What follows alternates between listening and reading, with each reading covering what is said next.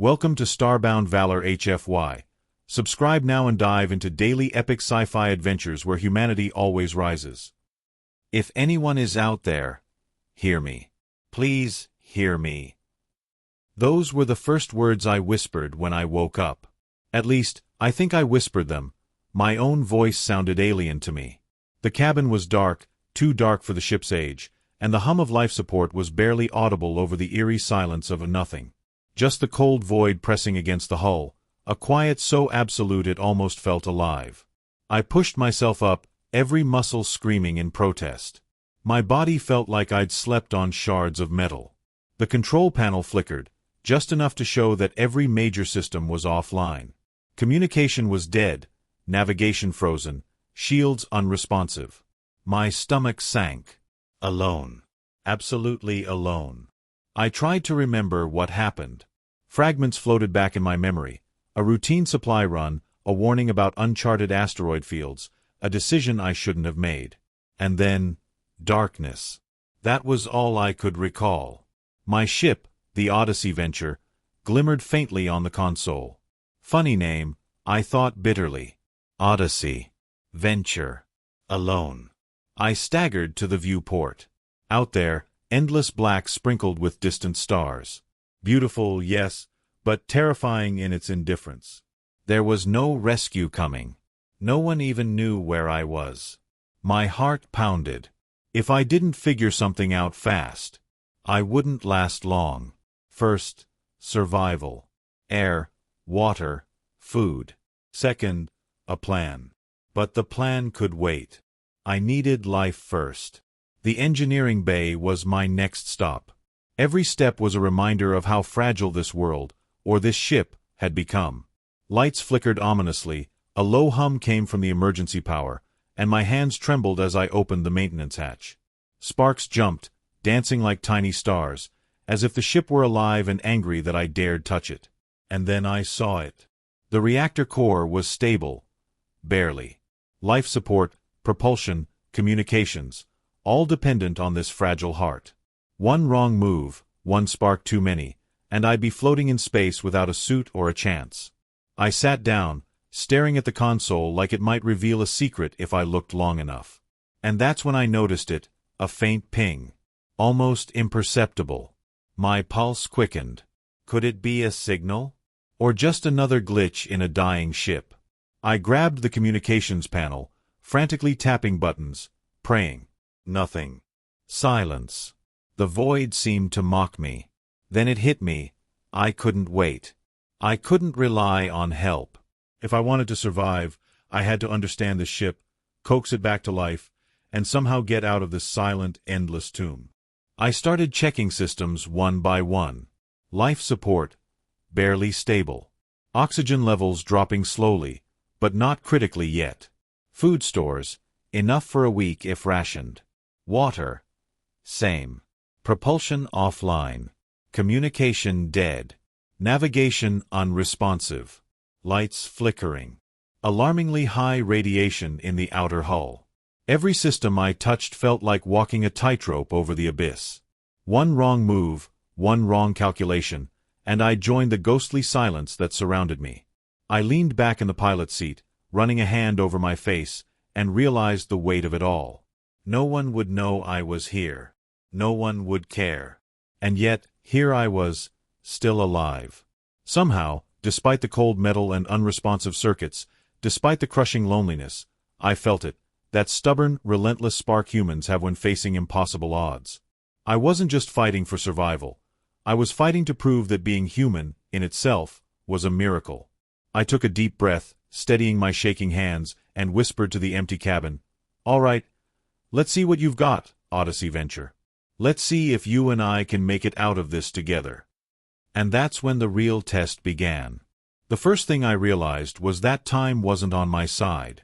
The oxygen meter ticked down slower than I expected, but every breath felt heavier than the last. My stomach churned, not just from hunger, but from the rising panic. Alone. Lost. No one coming. The truth of it hit me like a meteor to a hull. I staggered toward the life support console, hoping, praying, that it would respond to some miracle I hadn't learned in training. No luck. Every button, every switch was dead or flickering like it was laughing at me. "Come on, come on," I muttered, voice cracking. My hands hovered over the keyboard, shaking. The ship was cold, indifferent, mechanical. But I wasn't ready to give up. I couldn't. I had to find a way to make it care. I began inspecting the oxygen recyclers manually, the way they'd trained us in simulation drills, though those drills never felt this terrifying. A valve here, a pressure gauge there. Nothing majorly broken, but the efficiency was dropping dangerously. If I didn't fix it, my time left would be measured in hours, not days. I grabbed my toolkit, hands fumbling. Sparks flew again, this time too close for comfort, and I jumped back. "Okay. Deep breaths," I whispered. "You can do this." I started rationing mentally. Food, water, oxygen, even energy reserves. I knew if I wasted my strength, panic would win. Panic was my enemy now, not the void. I closed my eyes for a second and tried to remember my training, the countless hours I spent learning to survive in situations just like this. Except nothing could really prepare you for staring into the endless black with your own mortality pressing down. Then I heard it. A subtle vibration through the floor. The ship? No, my heart. It was beating so hard I thought it might echo through the hull. But maybe, just maybe, it was the ship signaling some faint life. I rushed to the engineering console, scanning every panel for anomalies. There it was, a small indicator flickering in the corner. One tiny engine module was still responsive. Not enough to move the ship, but enough to work with. Hope sparked. Not the kind of wild hope you see in movies, but the slow, careful kind. The kind that whispers, maybe you can do this. I set to work, tracing the energy lines, rerouting power from non-essential systems to the life support module. Hours seemed to pass in minutes. Sweat dripped down my face, and I barely noticed the growing hunger or thirst. My hands moved almost instinctively, guided by desperation and instinct. By the time I finished the temporary reroute, the oxygen levels had stabilized just enough. Not perfect, but enough for now. That tiny victory lifted some of the weight pressing on my chest. It wasn't a miracle, yet, but it was proof I could fight back. Then came the psychological test. Alone in that cabin, with only the hum of failing machinery and the distant twinkle of indifferent stars, my mind began to play tricks. Shadows stretched across the walls. I imagined voices calling from the dark corners of the ship. Every creak, every vibration, felt like a threat. "Get it together," I snapped at myself. "This is your mind, not reality." Reality. That was the cruel part. The ship was silent. Nothing could help me. No alarms, no calls for help, no friendly faces. Just me. Alone. The vastness of space was a mirror showing me exactly how small and insignificant I was. But somewhere deep inside, stubborn as metal, something refused to break. I talked to the ship as I worked, muttering instructions, threats, encouragement. "Come on, Odyssey venture. Help me out here. I'm not done yet." The words sounded ridiculous, but they kept me sane. By the time I finished the first major repair, exhaustion hit me like a wave. My body trembled uncontrollably, but my mind stayed alert, sharp with adrenaline. I sank into the pilot's chair, staring at the dark void outside. That first fight had been won, but the war was far from over. The ship groaned, a deep, mechanical sigh that sounded almost grateful? Foolish, I thought. But it was a sound, a sign of life. And for the first time, I felt that maybe survival wasn't impossible. Maybe, just maybe, I could make a miracle happen. Yet, as I drifted into a restless doze, one thought haunted me. This was only the beginning. The ship was still dead in many ways. Communications were gone. Navigation was useless. And out there, in the infinite black, anything could happen. I wasn't just fighting the ship. I was fighting the void itself. The life support module was holding, just barely. I let myself breathe for a few minutes, though my chest still felt tight from the lingering panic. Survival was temporary.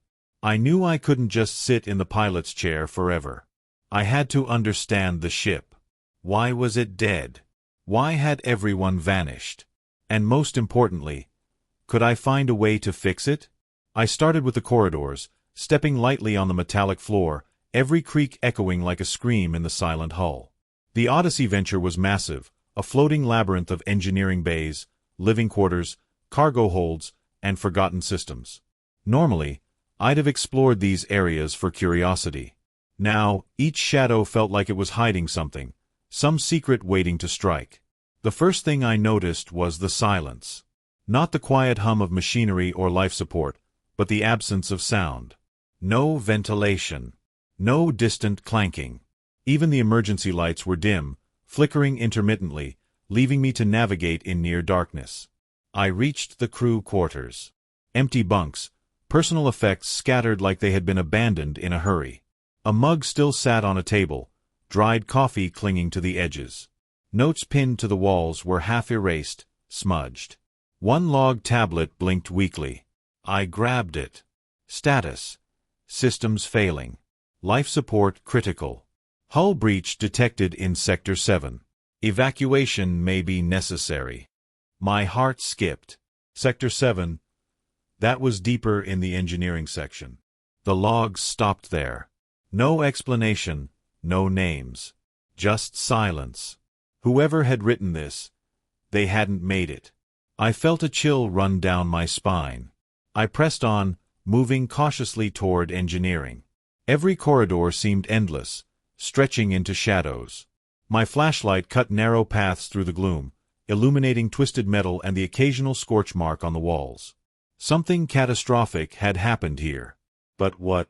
And could it happen to me? A sudden clang made me jump.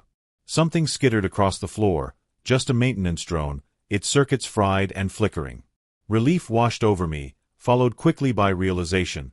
I wasn't safe. Not even close. In the engineering bay, the devastation became clear.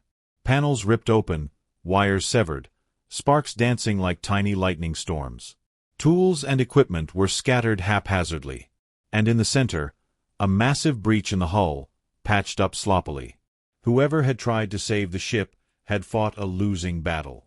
I ran diagnostic scans on the systems nearby. Most of the core modules had failed. Some sections, however, were still partially functional. I traced the energy lines, hoping to find something I could stabilize. Every reading told the same story: chaos. Yet, amid the chaos, a pattern emerged. Certain failures weren't random. They looked like they had been deliberately isolated. Was someone trying to save parts of the ship? Or prevent me from using it? The thought sent a shiver through me. For a moment, I imagined ghosts of the crew, or worse, someone else still aboard, waiting. Ridiculous, I told myself. Yet my pulse quickened, every shadow suddenly alive. Then I saw it, another log, partially damaged, flickering weakly.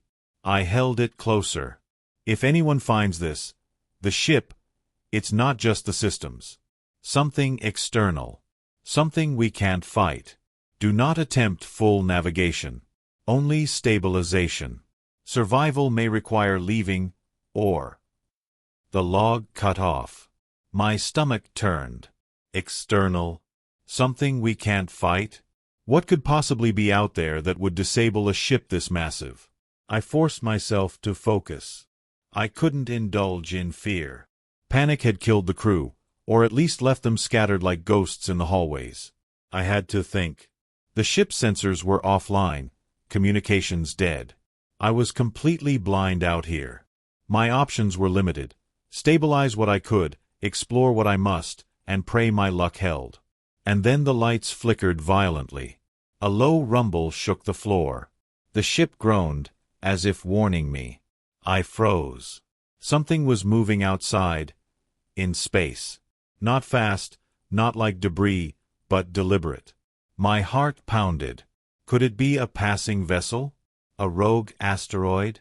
Or something worse? I didn't have time to figure it out. The hull breach in Sector 7 had started leaking small amounts of atmosphere again. Oxygen alarms began to wail softly. My body reacted before my mind could. I grabbed tools, patched leaks, rerouted airflow, and held my breath as the ship trembled. Hours passed in tense silence, every task a fight against exhaustion and fear. By the time I stabilized the section, sweat drenched my clothes, muscles screamed, and my hands shook uncontrollably. But it was done. At least for now. I had survived another test. As I leaned against the cold metal wall, catching my breath, I realized something crucial. The ship wasn't entirely dead. It had sections that could be revived, systems that could respond if coaxed. And I, alone, tired, terrified, was the only one capable of doing it. For the first time, a strange feeling settled over me. It wasn't hope exactly. Not yet. But it was something close. The knowledge that even in the deepest, darkest void, a single human could still make a difference. That maybe a miracle wasn't impossible. But deep down, I knew the worst was still ahead. This was just the beginning of understanding the ship, and the dangers lurking in the shadows of space. I collapsed against the cold metal wall, trying to let my lungs catch up. The ship had tested me, rattled me, and pushed me to the edge. But giving up wasn't an option, not while the Odyssey venture still had a pulse. Somewhere deep inside, I could feel it, a stubborn heartbeat, buried beneath broken circuits and damaged hull plating, waiting for someone to coax it back to life. The first priority was propulsion. Life support had been stabilized for now, but I couldn't drift endlessly through the void. Even if a rescue ship passed by, I'd never be able to signal it from a dead vessel. I needed movement, no matter how small. I surveyed the engineering bay again, scanning the jumble of panels, wires, and broken systems. Most of it was beyond repair without proper tools or parts. But one thruster control module was partially operational. Not enough for full maneuvering, but maybe, just maybe, enough for a tiny adjustment. I started rerouting power, using every ounce of ingenuity I could muster. I cannibalized inactive systems, stripped non-essential modules, and connected circuits in ways the original engineers might have called reckless. Sparks flew, alarms beeped, and the ship groaned as if in pain. I ignored all of it. Every wire I connected was a thread of survival. Hours passed, blurred together by fatigue and adrenaline. I could feel the exhaustion setting in. My muscles ached, my eyes burned, my hands trembled, but I pressed on. Finally, a soft hum indicated success. One thruster module was back online. It wasn't much, but it was something. I grinned, exhausted but triumphant. Then came the new complication. A warning light flashed across the navigation console, radiation levels spiking. My stomach dropped. This wasn't random solar flares. The pattern suggested an external source, something moving through space near my trajectory. My mind raced. Was it debris? An abandoned satellite? Or something else? Something alive? I didn't have time to worry about it. The oxygen levels had begun fluctuating again. Minor, but alarming. The hull breach in Sector 7 was worsening slowly, and my earlier patch was starting to fail. I grabbed the toolkit and emergency patches, my hands moving automatically now, muscle memory carrying me through the motions. As I worked, I muttered to myself, a running commentary just to stay sane. Come on, Odyssey venture, don't fail me now. I'm not done. Not yet. The ship was silent, except for the groans of stressed metal and the occasional ping from a partially working sensor. By the time the hull patch was reinforced, I had managed to stabilize 3 critical modules: life support, propulsion, and a fragment of navigation. Each one felt like a small miracle, a tiny victory in a war I wasn't sure I could win. But survival wasn't just about fixing machines. It was about staying human, staying alert. I forced myself to eat and drink from the ration packs, even though my stomach churned at the thought of food that tasted like cardboard. I slept in short bursts, never allowing my body to fully relax. Every shadow, every flicker of light, reminded me that I was alone in a vast, uncaring void. As I rested, I kept replaying the logs I had found in my head. Cryptic warnings. Abandoned crew. External danger. They hinted at something I couldn't see, something beyond my understanding. But I couldn't let fear control me. I had to keep moving, keep repairing, keep surviving. Then came a breakthrough. The partially functional thruster, combined with my limited navigation readouts, might allow me to adjust course just enough to avoid the approaching radiation anomaly. It was risky. If I miscalculated, the ship could spin out of control, sending me into the abyss. But it was a chance, and I had no other option. I initiated the thruster sequence, heart hammering in my chest. The module groaned and shuddered, and for a terrifying moment, it seemed like the ship might reject my commands entirely. But slowly, ever so slowly, the Odyssey venture responded. The course adjusted, and the radiation spike shifted off my projected path. I exhaled in relief, nearly collapsing from the effort. Small victories like this kept me going. They reminded me that even in the most hopeless circumstances, humans had a unique advantage: creativity, ingenuity, and sheer stubbornness. Machines could fail, the void could threaten, but the human mind could adapt. And as tired as I was, as terrified as I felt, I had a plan forming. A plan that could very well be my only chance at survival. The Odyssey venture had become a living puzzle I was constantly trying to solve. Life support was stable, navigation partially functional, thrusters responsive. Yet, the external dangers looming over me were becoming impossible to ignore. The radiation anomaly wasn't moving randomly. It was deliberate, or at least it acted like it had intent. Whatever it was, it could destroy the ship in minutes if I miscalculated. I studied the limited data from the sensors, tracing the anomaly's path. My stomach knotted. One wrong calculation, and I'd be a human fireball drifting through empty space. But waiting wasn't an option. The anomaly was closing in. I had to act. I took a deep breath, wiping sweat from my brow. Okay, this is it. No turning back.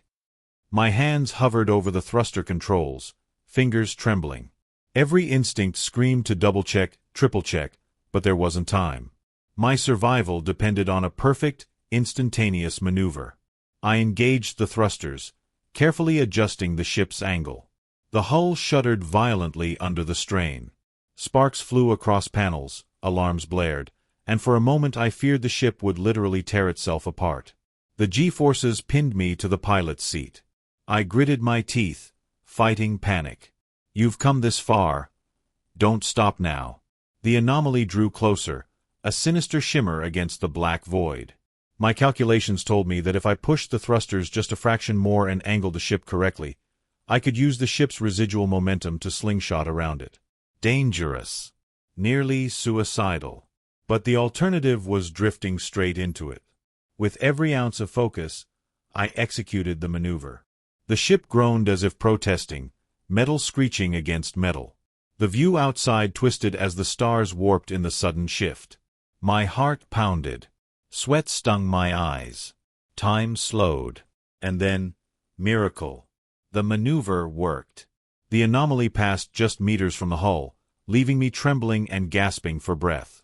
The Odyssey venture shuddered once more, but it held together. I floated in the pilot's seat, staring out into the endless black, unable to believe I had survived. For a brief moment, the silence returned. No alarms, no radiation spikes, no sparks. Just the low hum of the ship's core and the distant shimmer of stars. I allowed myself a shaky laugh, a mixture of relief and disbelief. I had cheated death, at least for now. But the danger wasn't over. I still had limited propulsion, patchy navigation, and only enough resources for a few days. Every module I had repaired was a temporary fix, fragile and precarious. Yet, in surviving the anomaly, I had proven something. I could still fight. I could still adapt. I could still turn impossible odds into something workable. I leaned back, exhausted but alert, realizing that what I had just done was more than a physical feat, it was a mental one. Fear had been an enemy at every turn, but I had harnessed it, focused it, and turned it into action. That was the true miracle. A human being, alone, facing the void, refusing to give in. Now, I had a new goal. With the ship partially responsive, I could attempt something audacious. Send a signal, even if just a faint one, to alert any ship in the sector, or even better, find a path back toward inhabited space. The odds were slim, but for the first time, hope wasn't just a word. It was a possibility. As I started preparing the communications array for a makeshift transmission, I couldn't shake one thought. Miracles aren't just about surviving the impossible. They're about refusing to accept that the impossible has won. And I wasn't done yet. The anomaly was behind me now, drifting silently in the void, a reminder of how close death had been. My hands still trembled, but a fierce determination had taken root. The Odyssey venture was fragile, every system hanging by a thread, but it was still alive. And I was still alive. Somehow. Against every probability. Against the void itself. I turned to the communications console. The sensors were barely functional, but I could reroute power from the non-essential thrusters to create enough signal strength to reach something. Somewhere. I didn't know if anyone would hear me, but I had to try. It was all I had. My fingers flew over the console, improvising, rerouting circuits, bypassing dead modules. Sparks flew, and the console groaned under the strain. Each beep and flicker felt like a heartbeat. I whispered to myself, "Come on, Odyssey venture, help me out one more time." The ship shuddered violently as the makeshift transmitter powered up. For a terrifying moment, nothing happened. The void remained indifferent, stars twinkling mockingly. And then, a faint ping on the receiver. A response. Weak. Almost imperceptible. But real. Hope surged through me like electricity. I repeated the signal, matching the frequency I could barely stabilize. The response strengthened, slowly, surely. Somewhere out there, another ship, or maybe a station, had noticed. I wasn't alone anymore. Relief washed over me, but I didn't relax. Not yet. The hull breaches were still there, life support was still fragile, and propulsion was barely enough to adjust my drift. I had to stabilize the ship long enough to maintain a proper signal and ensure someone could find me. I crawled through the maintenance tunnels, sealing leaks with emergency patches, rerouting air, and reinforcing critical modules. Each small repair felt monumental. Sweat poured down my face, exhaustion clawed at my body, but I refused to let it win. Every movement, every adjustment, was a prayer. Survival, not just for me, but for the stubborn miracle of the human spirit. Hours passed, though I couldn't tell exactly how many. Time lost meaning in the endless black. But eventually, the signal was stable. Strong enough to be detected by passing ships, strong enough to guide rescue. I collapsed into the pilot's chair, trembling, staring out at the stars. The silence of the void was still absolute, but now it didn't feel entirely empty. Somewhere, beyond the black, someone had heard me. The universe had acknowledged my struggle. I had turned the impossible into reality. I had survived against odds that should have been fatal. I thought of the crew whose logs I had found, the ones who hadn't made it. Their warnings had guided me, their failures had taught me. And yet, here I was, standing, or rather sitting, on the edge of a true miracle. Alone, yes. Terrified, yes. But alive. I allowed myself to smile, shaky and exhausted, knowing that every calculation, every risk, every desperate move had led to this. Survival wasn't just about luck. It was about ingenuity, courage, and refusing to accept the void as the end of the story. I looked around the cabin one last time before allowing myself a moment of rest. The Odyssey venture creaked and hummed, fragile but functional. And in that moment, I realized something profound. Even in the dead of space, even on a dying ship, a human could make a difference. A human could fight. A human could survive. The stars outside didn't change. The void remained indifferent. But I had changed. I had lived. And somehow, against every expectation, I had managed a miracle. The adrenaline had faded, leaving a strange, hollow exhaustion in its place.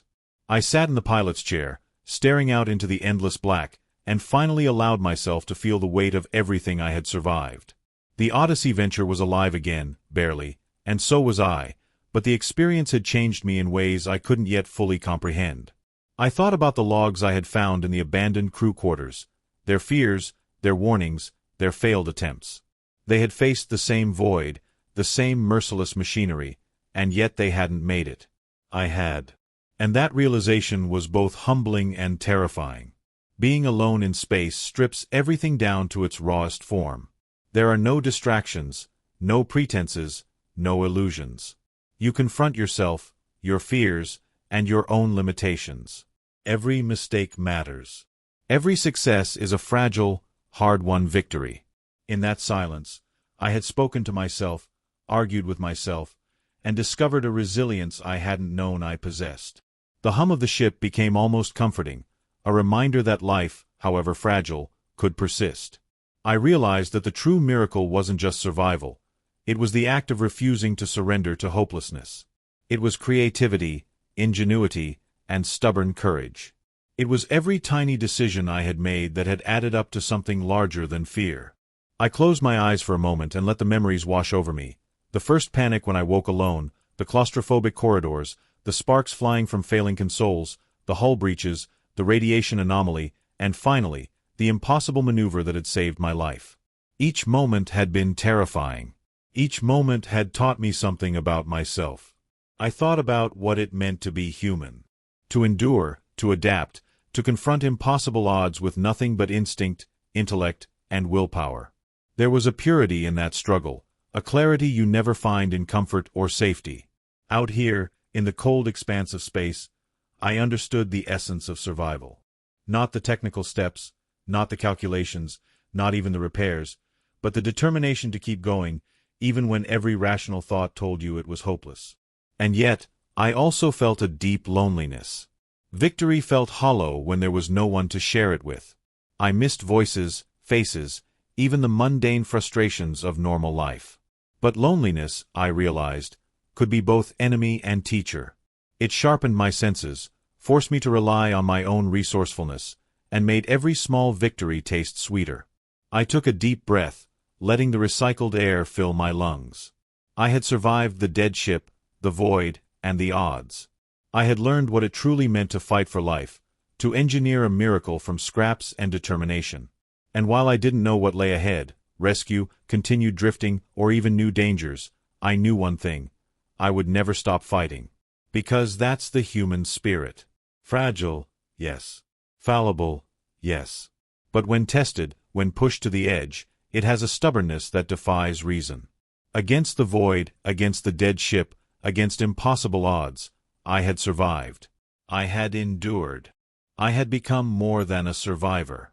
I had become a testament to what humans are capable of, even in the darkest corners of the universe. For now, I allowed myself a moment of quiet.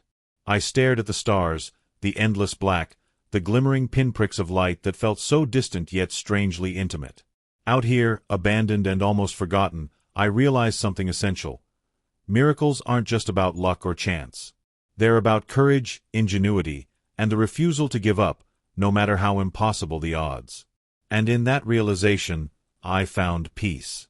The Odyssey venture was still groaning, its systems fragile but alive. I sat in the pilot's seat, staring at the blinking signal light on the communications console. Somewhere, out there in the vast emptiness, someone had heard me. Someone had acknowledged my struggle. The thought alone was enough to make the exhaustion fade for a moment, replaced by a cautious hope. I double-checked the improvised transmission. The pulse of energy from the signal flowed steadily, reaching beyond my immediate sector. Rescue wasn't guaranteed, not yet, but now there was a chance. And a chance was all I needed. As I drifted through the dimly lit cabin, I couldn't help but look at the ship differently. Once, it had felt like a tomb, a mechanical coffin drifting through the void. Now, it felt like a partner, a stubborn, metallic companion that had survived as long as I had fought. Together, we had endured, defied the odds, and coaxed life from a vessel that had been left for dead. I allowed myself a deep breath. The stars outside twinkled with cold indifference, but to me, they had taken on a new meaning.